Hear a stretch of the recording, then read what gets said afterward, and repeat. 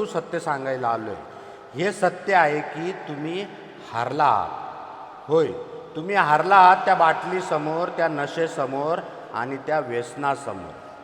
जोपर्यंत तुम्ही हे सत्य स्वीकारत नाही तोपर्यंत जिंकण्याची कोणतीही शक्यता नाही.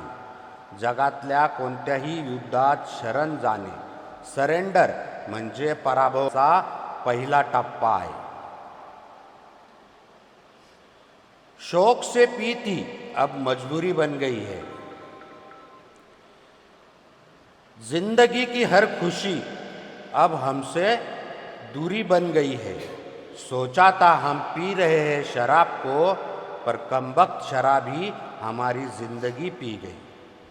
मित्रांनो, आज आपल्याला मान्य करायचं आहे की आपण दारू पुढे हतबल, पॉवरलेस झालो आहोत. सुरुवातीला आपण काय म्हणायचो? अरे मी तर फक्त मित्रांच्या आग्रहाखातर पितो, माझ्यावर कंट्रोल आहे, मी कधीही दारू सोडू शकतो. मराठीत एक म्हण आहे ना, विनाश काले विपरीत बुद्धी. बरोबर तसंच झालं. आपण स्वतःला सिंहासारखं समजत होतो, पण आपण सर्कशीतले सिंह निघालो. ज्याच्या गळ्यात नशेचा पट्टा होता आणि तो मद्य नावाचा रिंग मास्टरवर जसा नाचवेल तसं आपण नाचत होतो. तो की दारू आपल्याला नियंत्रणात आहे, पण वैद्यकीय आणि मानसिक सत्य हे आहे की भागत नाही आणि 1000 घोट प्याले तरी समाधान होत नाही. आमचे जीवन अस्तव्यस्त झाले आहे. या वाक्याचा अर्थ काय आहे? एक उदाहरण देतो. एका राजाचा राजवाडा होता. बाहेर बघायला राजवाडा खूप सुंदर, पण आत जाऊन पाहिलं तर छताला गळती लागलेली, भिंतीला तडे गेलेले आणि खजिना रिकामा. आपलं जीवनही असंच झालं होतं. बाहेरून आपण कॉलर टाईट करून फिरत होतो, पण आतून आर्थिक व्यवस्था.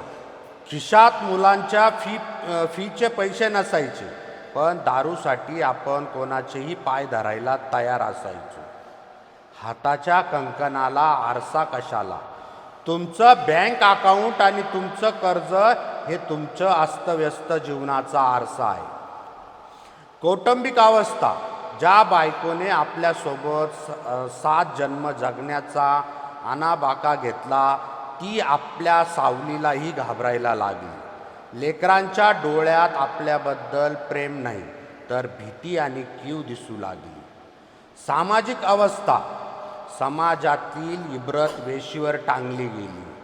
जीवन एवढं विस्कळीत झालं होतं की सकाळी उठल्यावर रात्री आपण काय धिंगाणा घातला हे आपल्याला आठवतच नसे.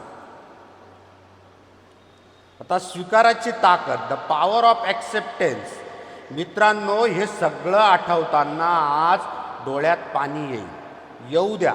ते अश्रू तुमच्या पश्चातापाचे आहे.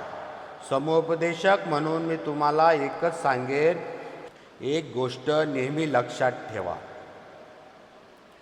गिरते हे शहसवार ही मैदाने जंग में, वो तिल्लफ क्या गिरे जो घुटनों के बल चले.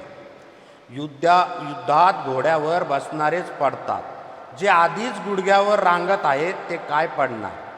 तुम्ही पडलात कारण तुम्ही जगण्याचा प्रयत्न करत होतात, पण आता तुम्हाला योग्य मार्ग मिळाला आहे. SNBT फाउंडेशनच्या रूपाने आता तुम्हाला सुपरमॅन बनायचं नाही आहे, तुम्हाला फक्त एक माणूस बनायचा आहे. दारू ही तुमच्यापेक्षा ताकदवान आहे हे मान्य करा. जेव्हा तुम्ही मान्य करता की तुम्ही हतबल आहात, तेव्हा तुम्ही एका उच्च शक्तीला, हायर पॉवर तुम्हाला मदत करण्याची संधी देतात. मराठीत एक सुंदर म्हण आहे, चुकलेला माणूस जेव्हा पुन्हा वाटेवर येतो तेव्हा तो अधिक शहाणा झालेला असतो. आजपासून आपण मद्याशी लढायचं नाही आहे, तर मद्याला आपल्या आयुष्यातून हद्दपार करायचं आहे. कालपर्यंत जीवन अस्तव्यस्त होतं, पण आजपासून आपण ते सुव्यवस्थित करणार आहोत. कालचा दिवस अंधाराचा होता हे मी मान्य करतो, पण उद्याचा सूर्य माझाच असेल हा मी स्वतःशीच दावा करतो.